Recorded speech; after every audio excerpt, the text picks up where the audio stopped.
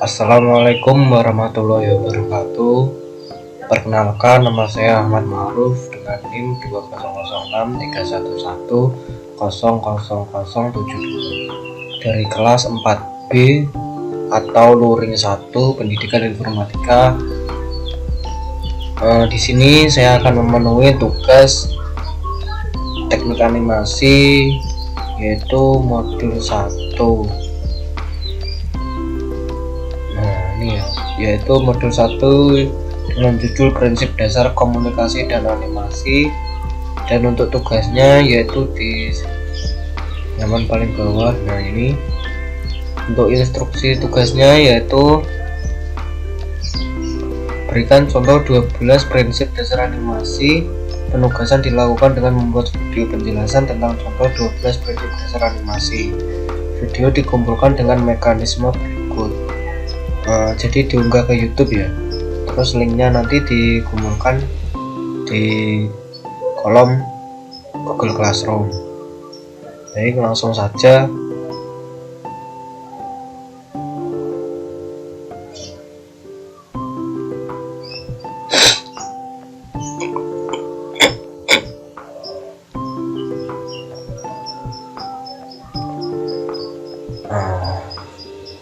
yang pertama yaitu ada 12 prinsip dasar animasi yang dipaparkan oleh saya. Kita lanjut next. Nah, ini untuk pendahuluannya, yaitu ada berbagai macam teori dan pendapat tentang bagaimana seharusnya animasi itu dibuat, tetapi setidaknya ada 12 prinsip yang harus dipenuhi untuk membuat sebuah animasi yang hidup. Ke-12 prinsip ini meliputi dasar-dasar gerak, pengaturan waktu, pengkayaan visual, sekaligus teknik pembuatan sebuah animasi.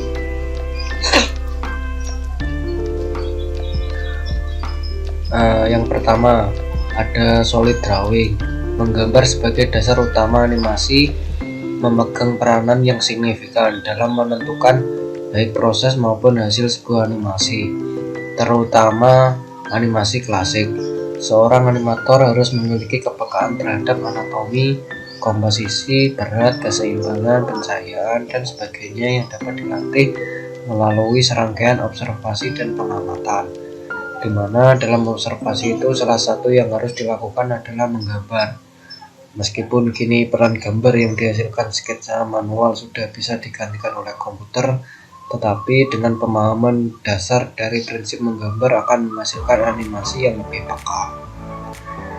Baik, ini ada contoh gambarnya seperti berikut. Kita next. Yang kedua ada timing dan spacing, yaitu Graham Chadwick, seorang animator Disney, pernah berkata, animasi adalah tentang timing dan spacing. Timing adalah tentang menentukan waktu kapan sebuah gerakan harus dilakukan, sementara spacing adalah tentang menentukan kecepatan dan perlambatan dari bermacam-macam jenis gerak. Contoh timing menentukan pada detik keberapa sebuah bola yang meluncur kemudian menghantam kaca jendela. Contoh spacing menentukan kepadatan gambar yang pada animasi akan berpengaruh pada kecepatan gerak ketika bola itu sebelum menghantam kaca, tetap menghantam kaca sesudahnya, atau misalnya ketika bola itu mulai jatuh ke lantai. Spacing pengaturan kepadatan gambar akan mempengaruhi kecepatan gerak bola, kecepatan dan perlambatannya, sehingga membuat sebuah gerakan lebih realistis. Dan berikut di samping adalah contoh dari timing and spacing. Kita next. Yang ketiga ada squash dan strike. Squash and strike adalah upaya penambahan efek lentur atau plastis pada objek atau figur sehingga seolah-olah memuai atau menyusut sehingga memberikan efek gerak yang lebih hidup.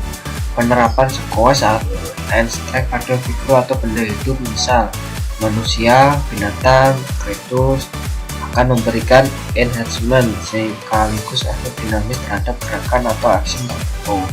Sementara pada benda mati, misal gelas, meja, botol, penerapan squash and strike akan membuat mereka benda-benda mati tersebut tampak atau berlaku seperti benda hidup.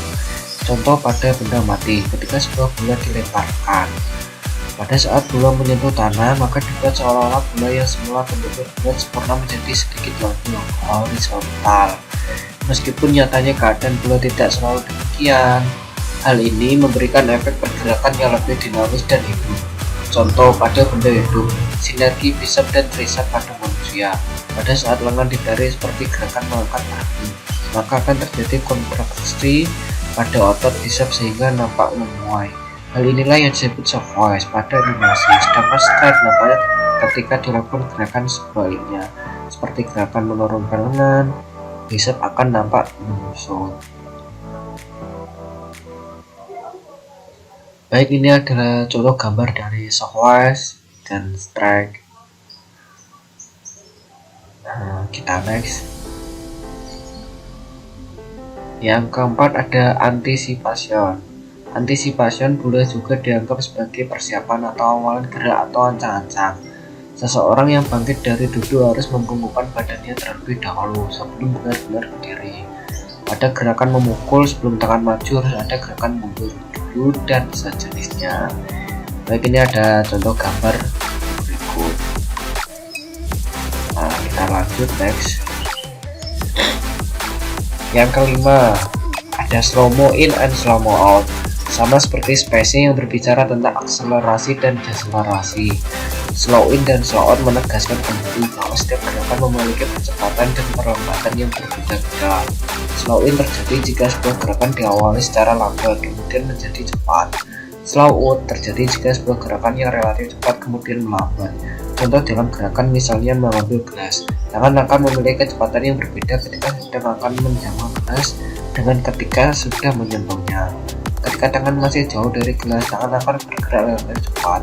Sedangkan ketika tangan sudah mendekati gelas, maka secara refleks tangan akan menurunkan kecepatannya. Terjadi perlambatan, atau dalam konteks ini kita menyebutnya slow out. Berikut ada contoh gambarnya.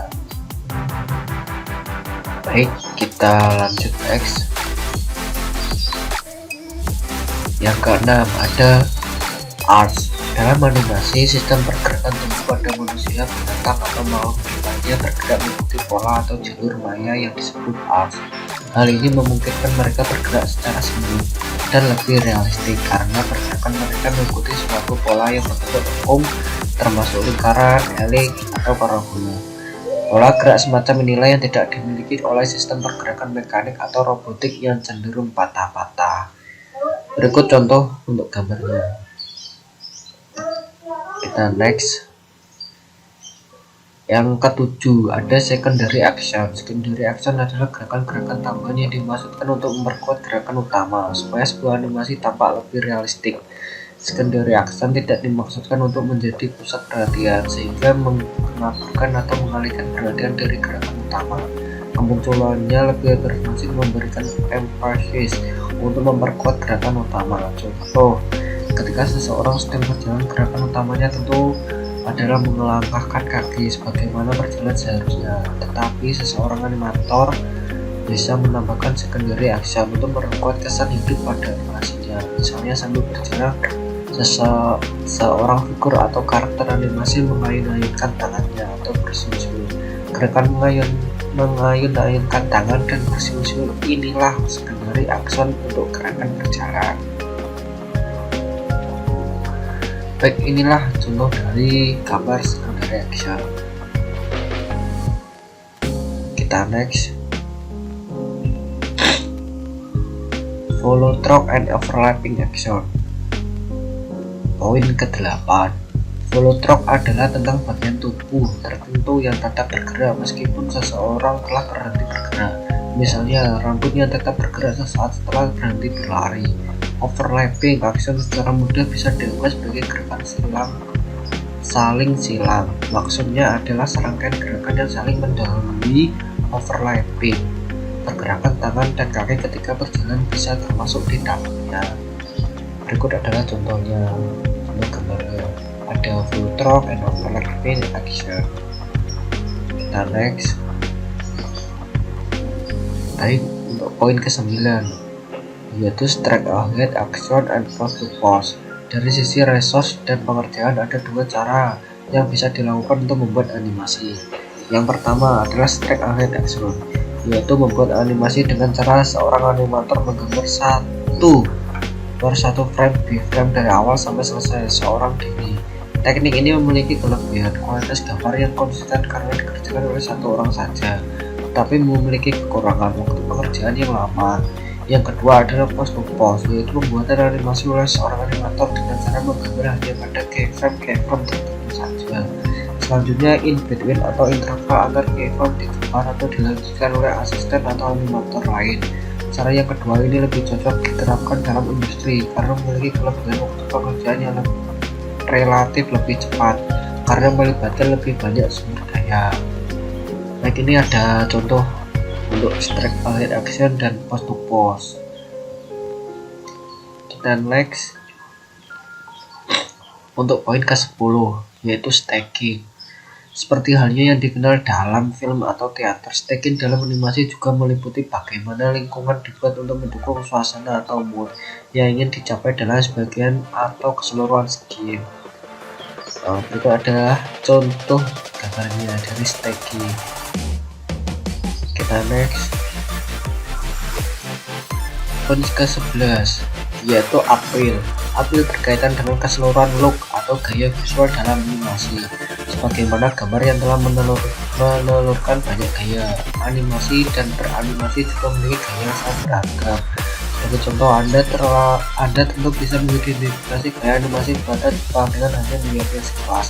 Anda juga bisa melihat kekhasan animasi buatan Disney atau DreamWorks. Hal ini karena mereka memiliki appeal atau gaya tertentu. Ada juga yang berpendapat bahwa appeal adalah tentang penokohan, korelasi dengan karisma seorang tokoh atau karakter dalam animasi. Jadi, meskipun tokoh utama dari sebuah animasi adalah monster, unit, siluman, atau karakter jelek lainnya, tetapi tetap bisa appealing.